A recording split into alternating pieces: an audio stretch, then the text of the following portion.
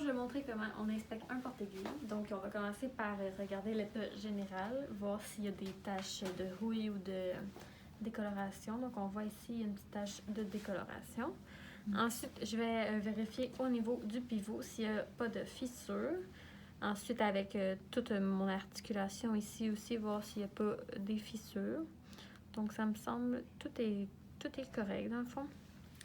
Je peux aussi vérifier au niveau de mes mâchoires s'il n'y a pas des petits bris qui feraient que notre aiguille ne tiendrait pas bien en place.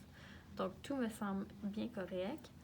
Donc, je peux venir le déposer sur la table. Il faudrait que j'aie un espace de 2 à 3 mm avant que ma crémaillère vienne toucher l'autre.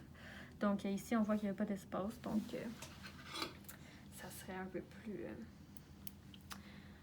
en tout cas, c'est pas correct. Alors ça, je vais vérifier que tous les 3 crans s'emboîtent bien. Donc, le premier, deuxième et le troisième. Donc, ça, c'est beau à ce niveau-là. Puis, ah oui, c'est vrai. Ensuite, je vais vérifier s'il y a... dans le fond, quand que je prends mes deux... comment que je pourrais bien dire ça? Mes deux anneaux.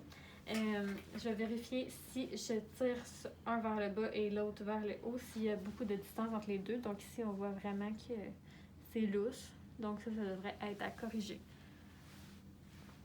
Puis, ah oui, ensuite, je vais clamper au premier cran. Puis, je vais aller vis-à-vis la lumière, voir si je ne vois pas de la lumière qui passe.